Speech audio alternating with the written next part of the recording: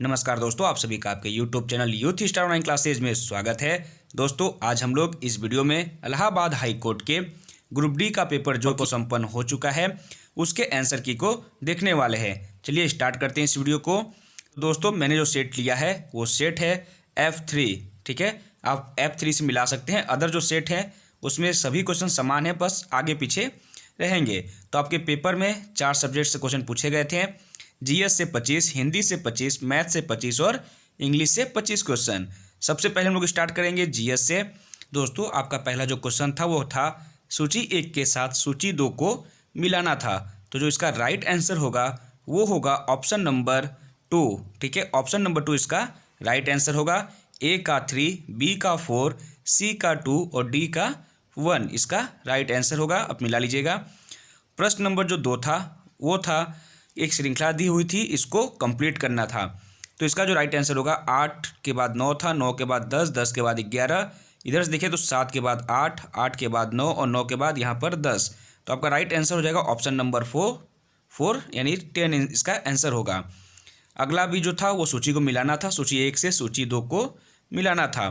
तो इसमें जो आपका राइट आंसर हो जाएगा वो हो जाएगा ऑप्शन नंबर 4। ठीक है, यानी ए का 2, बी का 4, सी का 1 और डी का 3। अगला प्रश्न देखते हैं, चौथा प्रश्न आपका रीजनिंग से था। कुछ कैमरा रेडियो है, कुछ मूर्तियां कैमरा है। ठीक है, निष्कर्ष था कुछ रेडियो मूर्तियां हैं और कोई रेडियो मूर्ति नहीं है। तो इसका राइट आंसर होगा ऑप्शन नंबर 2। केवल कथन 2 सही है, एक जो है वो गलत है। ठीक है, तो राइट आंसर इसका ऑप्शन नंबर 2 हो जाएगा। पांचवा प्रश्न था राज्य और व्यक्तियों अथवा व्यक्ति समूहों द्वारा प्रचलित और उनके स्वामित्व वाले उद्योग प्रकार की पहचान करें। तो इसका जो राइट आंसर होगा ऑप्शन नंबर 3 हो जाएगा, सहकारी क्षेत्र उद्योग। अगला प्रश्न था सूची 1 से सूची 2 को मिलाना था। तो जो इसका राइट आंसर हो जाएगा वो हो जाएगा आपका ऑप्शन नंबर 3। ठीक है, ऑप्शन नंबर 3 इसका राइट आंसर होगा। ए का 3, बी का 4, सी का 1 और डी का 2। अगला प्रश्न देखते हैं।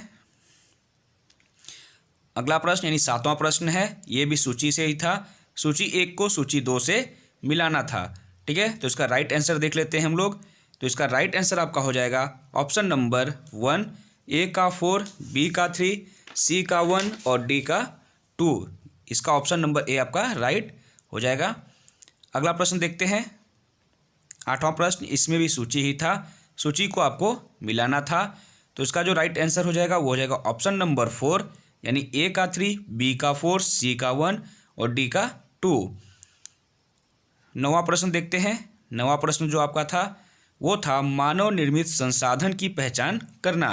तो इसमें आपका जो ठंडा समूह यानी मशीनरी है ये मानव निर्मित संसाधन है, सड़कें आपके मानव निर्मित संसाधन है, उसके बाद पुल आपका मानव निर्मित संसाधन है।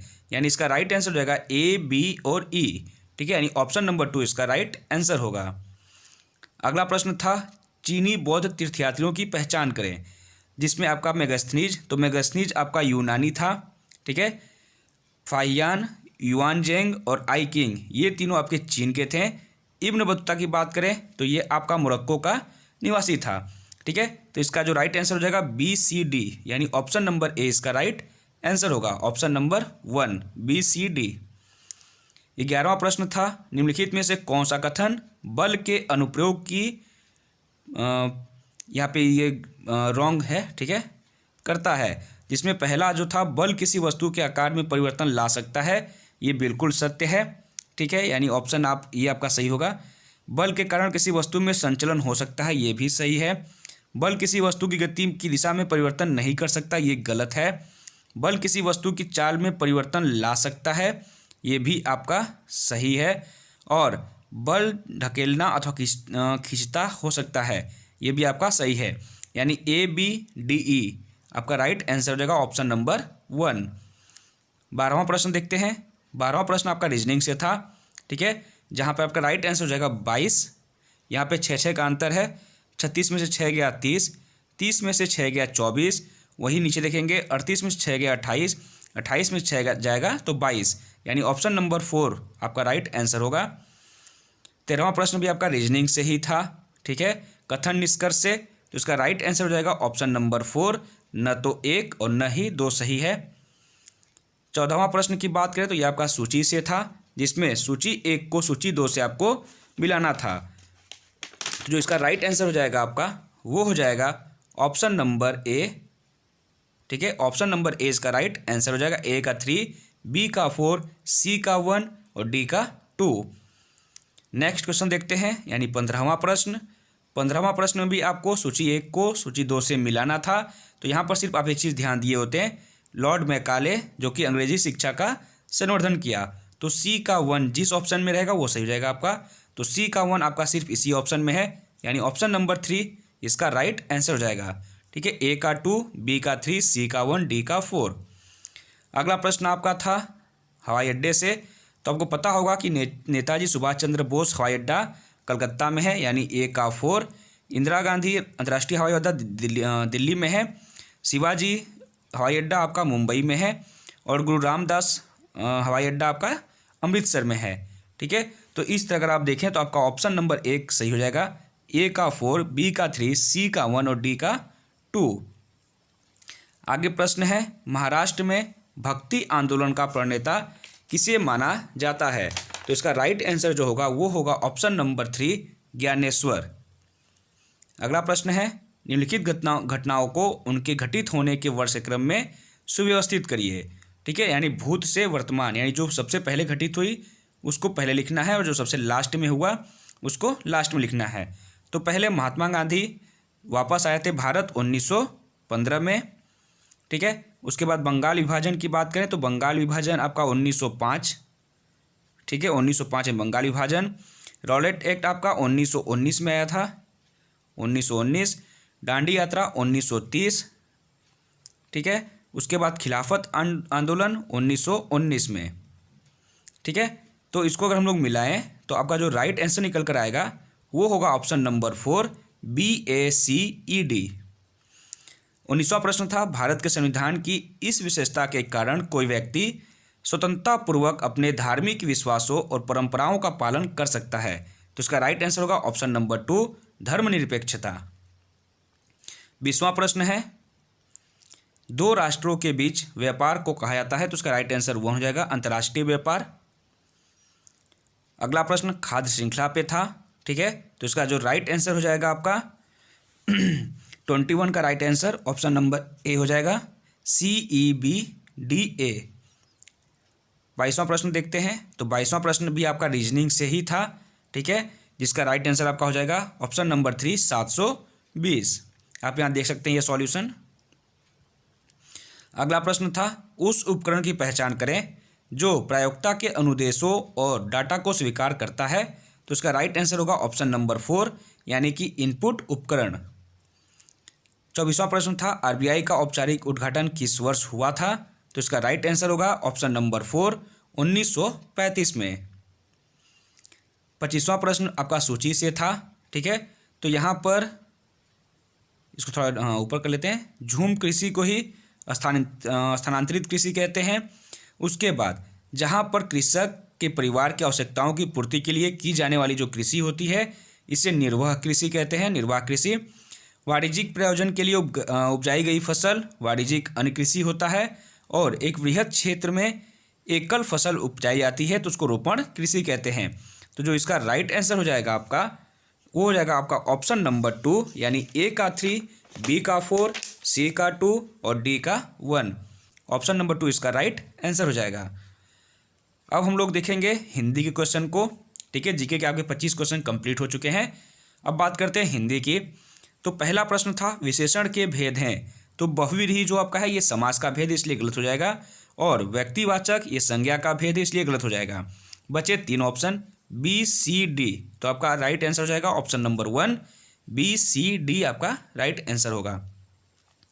अगला प्रश्न था, विशेषण शब्दों की विशेषता प्रकट करने वाले को क्या कहलाते हैं? ठीक है, तो जो विशेषण शब्दों की विशेषता प्रकट करते हैं उन्हें कहते हैं प्रविशेषण। ठीक है, उन्हें क्या कहेंगे? प्रविशेषण। जैसे बहुत काली गाय, तो गाय आपका विशेष से हो गया, काली आपका विशेषण हो गया। और काली की ये जो विशेषता बता रहा है बहुत, वो आपका प्रविशेषण हो गया। तो बहुत काली गाय में बहुत प्रविशेषण, काली विशेषण और गाय विशेष से हो गया। तो इसका राइट आंसर ऑप्शन नंबर 4 होगा। आगे आपका गद्यांश दिया हुआ था, इसको पढ़कर आपको इसका सही जवाब देना था। तो 28वां प्रश्न था, किस मेले का अलग महत्व है? तो अगर आप यहाँ पे देखें तो लिखा हुआ है, इनमें पुस्तक मेले का एक अलग महत्व है। तो इसका राइट आंसर क्या होगा? पुस्तक। पुस्तक आपका किस में है? तो ऑप्शन नंबर 2 इसका राइट आंसर होगा।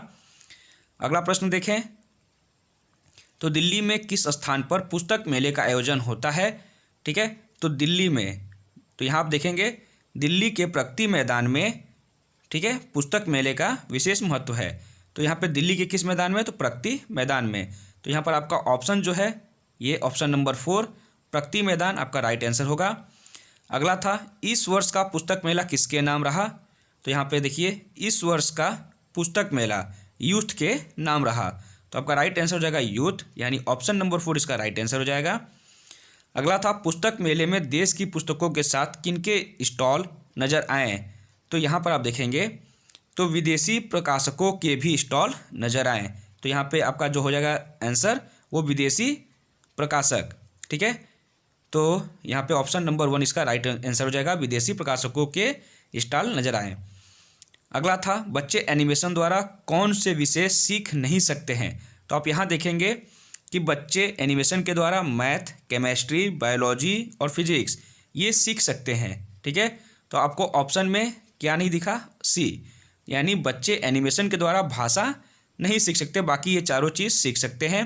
तो आपका जो राइट आंसर होगा ऑप्शन नंबर सी होगा, केवल सी, यानी भाषा नहीं सीख सकते। अगला प्रश्न था, निम्नलिखित वाक्यांशों का क्रमानुसार व्यवस्थित कीजिए। तो यहाँ पर आपका होगा शहीदों का, पहले नंबर पे शहीदों का, ठीक है, शहीदों का एक ऐसा स्मारक बनाया जाए जिसमें, ठीक है, ये तीसरे नंबर पे, जिसमें क्रांतिकारी आंदोलन के इतिहास का अध्ययन और अध्यापन किया जा सके, ठीक है। तो आपका जो राइट आंसर हो जाएगा वो हो जाएगा BDCEA। अगला प्रश्न देखते हैं, जिससे पता चलता है कि क्रिया भूतकाल में होने वाली थी पर किसी कारण से नहीं हो सकी, उसे क्या कहते हैं? तो इसका राइट आंसर हो जाएगा हेतु मद भूतकाल, ऑप्शन नंबर 4 इसका राइट आंसर होगा। अगला प्रश्न है, निम्नलिखित कारकों को क्रमानुसार व्यवस्थित करिए। तो जो इसका राइट आंसर होगा ऑप्शन नंबर 1, यानी सबसे पहले कर्ता, फिर कर्म, फिर करण, उसके बाद संप्रदान और लास्ट में अपादान। नेक्स्ट है, नदी शब्द का उचित बहुवचन क्या होगा? तो नदी शब्द का उचित बहुवचन होता है नदियाँ, ऑप्शन नंबर 2 इसका राइट आंसर होगा। अगला प्रश्न था, सूची 1 को सूची 2 से मिलाना था। तो यहाँ पर जल जो है वो द्रव्यवाचक संज्ञा है, ठीक है। उसके बाद जो गांधी जी हैं ये व्यक्तिवाचक संज्ञा है। जो हड़प है ये आपका जो हड़प है ये आपका भाववाचक संज्ञा है, और बच्चे जातिवाचक संज्ञा है। इस तरह आपका राइट आंसर हो जाएगा ऑप्शन नंबर 3, यानी 37 का तीसरा ऑप्शन आपका राइट आंसर होगा। अगला प्रश्न है, शुद्ध शब्द छांटना था। तो यहाँ पर आपका जो राइट आंसर होगा ऑप्शन नंबर 3, हस्ताक्षर आपका शुद्ध शब्द होगा। अगला प्रश्न देखते हैं, यहाँ पर सूची 1 को सूची 2 से मिलाना था, ठीक है। तो ईश्वर के नाम का जप सुमिरन कहलाता है, बिना मजदूरी का काम बेगार कहलाता है, ठीक है। मेहनत का मूल्य परिश्रमिक कहलाता है, और पहुँचने का स्थान गंतव्य कहलाता है। तो इस तरह जो आपका राइट आंसर हो जाएगा वो हो जाएगा ऑप्शन नंबर 1। अगला देखते हैं, यहाँ पर लिखा है सही वाक्य चुनिए। तो यहाँ पर खरगोश को काटकर गाजर खिलाओ, ये गलत है आपका। खरगोश को गाजर काटकर खिलाओ ये आपका राइट होता। अगला है, मैं गाने का अभ्यास करता हूँ, ये सही है। मोहन की माताजी जा रही हैं, ठीक है, यहाँ पे रहा नहीं, रही होना चाहिए। हमें चरखा काटनी चाहिए, यहाँ पे ट होना चाहिए, ठीक है। तो राइट आंसर आपका होगा ऑप्शन नंबर 2, मैं गाने का अभ्यास कर रहा हूँ। नेक्स्ट, यहाँ पर आपको विलोम मिलाना था। तो सफल का असफल, रात का दिन, धरती का आकाश और ठंडे का गर्म। तो आपका जो राइट आंसर हो जाएगा वो हो जाएगा ऑप्शन नंबर 2, यानी 41 का ऑप्शन नंबर 2 राइट आंसर होगा। उसके बाद बात करते हैं क्वेश्चन नंबर 42 की। तो यहाँ पर पर्यायवाची दिए हुए थे, ठीक है। तो आप यहाँ ध्यान देंगे तो कपड़े का होता है वस्त्र, पट, वसन, ठीक है, यानी सी का 3 जहाँ भी दिखे तो सी का 3 यहाँ भी है, यहाँ भी है, यहाँ भी है, ठीक है। ये जो भ्रमर, भौरा और मधुप होता है ये मधुकर का होता है। शशि, इंदु, निशाकर चंद्रमा का होता है और रवि, भानु, दिनकर सूर्य का होता है। ठीक है, तो यहाँ पर आपका ऑप्शन नंबर 1 राइट हो जाएगा। अगला प्रश्न देखते हैं।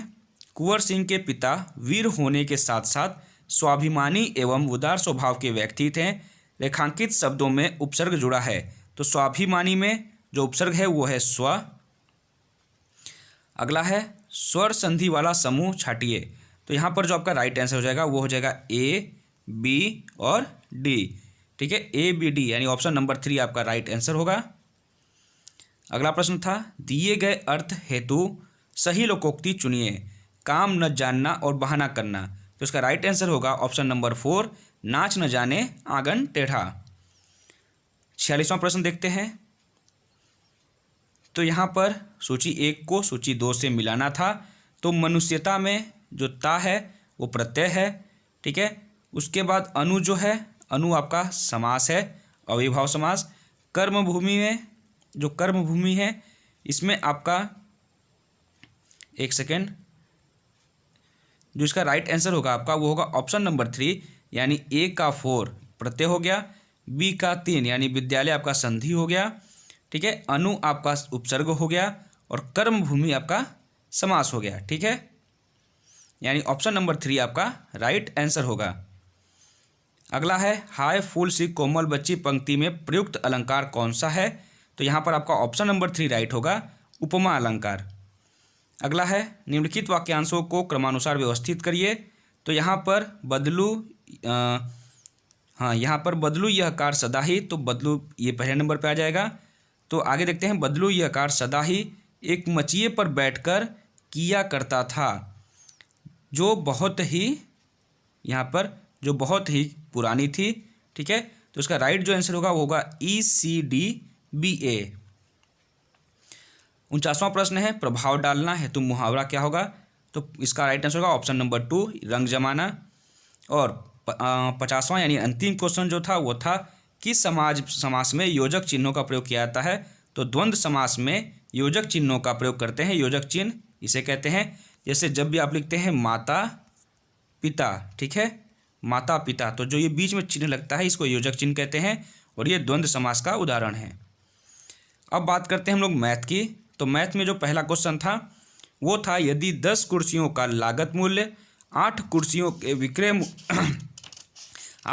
विक्रय मूल्य के समान है तो दुकानदार को कितना प्रतिशत लाभ प्राप्त हुआ, तो जो इसका राइट आंसर होगा वो होगा ऑप्शन नंबर 3 यानी 25% का उसको लाभ हुआ। आगे बात करते हैं, आप यहाँ सॉल्यूशन देख सकते हैं। ठीक है, ये जो है इसका सॉल्यूशन है। अगला बात करें बट्टा का परिकलन सदैव किया जाता है, तो इसका राइट आंसर होगा ऑप्शन नंबर 3 अंकित मूल्य पर। 53वां क्वेश्चन था 10% प्रति वर्ष की ब्याज दर से 2800 रुपये पर 18 माह का प्रभारित चक्रवृद्धि ब्याज क्या होगा, तो इसका राइट आंसर होगा ऑप्शन नंबर 1 434। अगला प्रश्न था दिए गए घनाकृतियों को उनके संबंधित फलकों के साथ सुमिलित करिए। तो गोलार्ध में 1 फलक होता है, घनाभ में 6 फलक होते हैं, शंकु में 2 फलक होता है और बेलन में 3 फलक होते हैं। तो आपका जो राइट आंसर बनेगा वो हो जाएगा ऑप्शन नंबर 2। ठीक है, ऑप्शन नंबर 2 इसका राइट आंसर होगा। आगे बात करते हैं दो असहभाज्य संख्याओं का मशक क्या होगा, तो इसका राइट आंसर होगा ऑप्शन नंबर 3 1। अगला प्रश्न था निम्नलिखित में से कौन सा सही है, तो यहाँ पर आपका जो राइट आंसर होगा वो होगा ऑप्शन नंबर 2 ए और सी, यानी ये और ये बस यही दोनों सही हैं, बाकी बी गलत है, डी गलत है और ई भी गलत है। तो ऑप्शन नंबर 2 आपका सही होगा, ए और सी केवल सही हैं।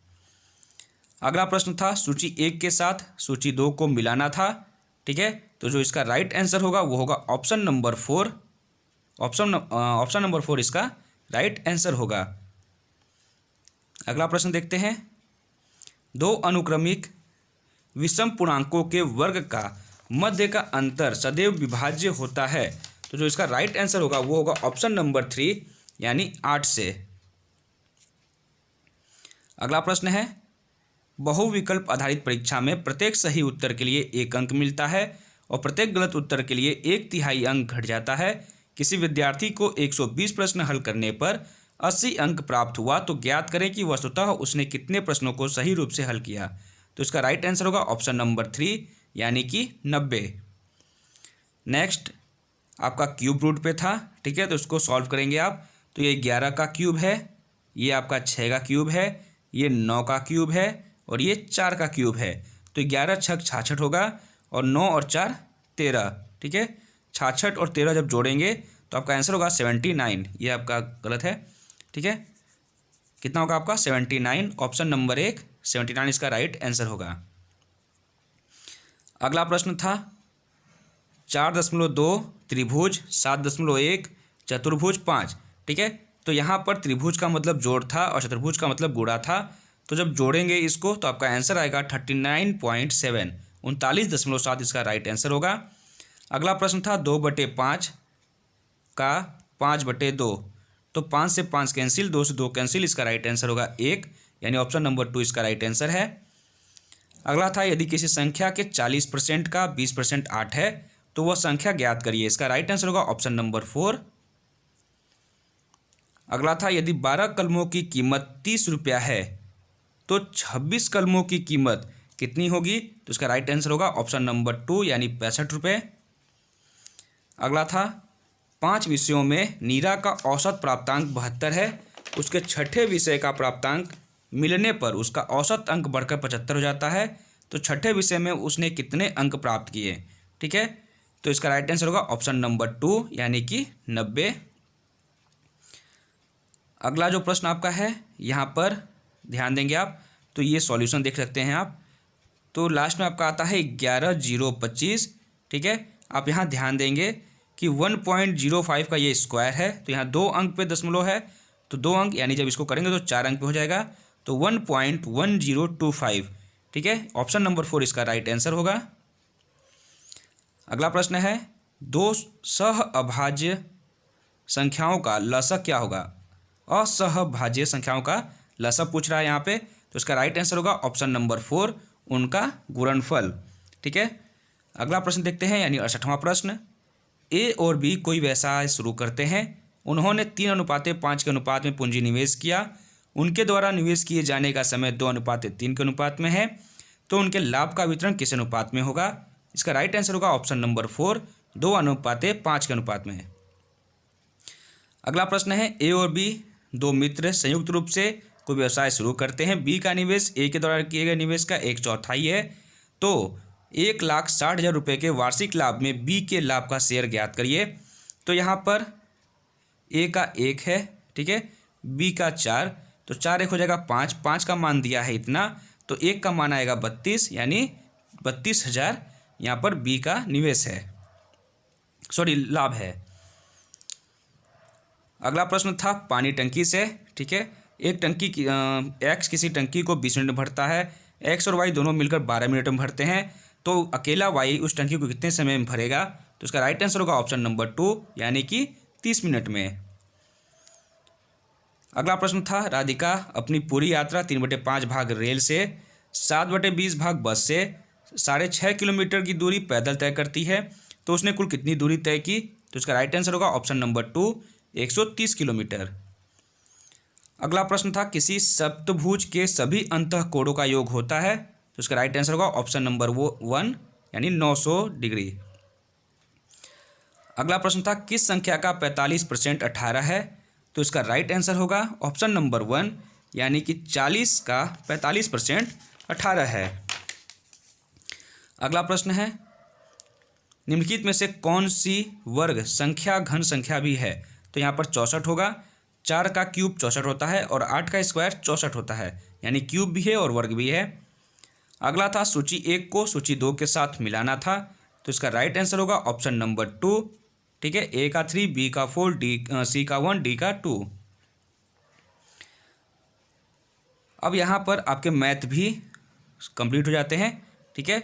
हम लोगों ने 1 से लेकर 75 तक के क्वेश्चन कंप्लीट कर लिए हैं, जिसमें आपके जीके, मैथ और हिंदी के क्वेश्चन शामिल थे, ठीक है, हिंदी के क्वेश्चन शामिल थे। बच गया इंग्लिश का 25 क्वेश्चन। तो इंग्लिश के 25 क्वेश्चन को हम लोग थोड़ी देर में अभी सॉल्व कर लेंगे। जैसे ही मैं उसको सॉल्व कर लेता हूँ आपको वीडियो दे दूंगा, ठीक है। तो आप उसके लिए परेशान मत होइएगा। 25 क्वेश्चन जो इंग्लिश के बच्चे हैं उसको जल्दी कंप्लीट करा दिए जाएंगे। तो इस वीडियो को यहीं समाप्त करते हैं। वीडियो अच्छी लगी होगी तो उसको लाइक जरूर करिएगा, अधिक से अधिक लोगों तक शेयर करिएगा, चैनल को सब्सक्राइब जरूर कर लीजिएगा। धन्यवाद, शुभ रात्रि।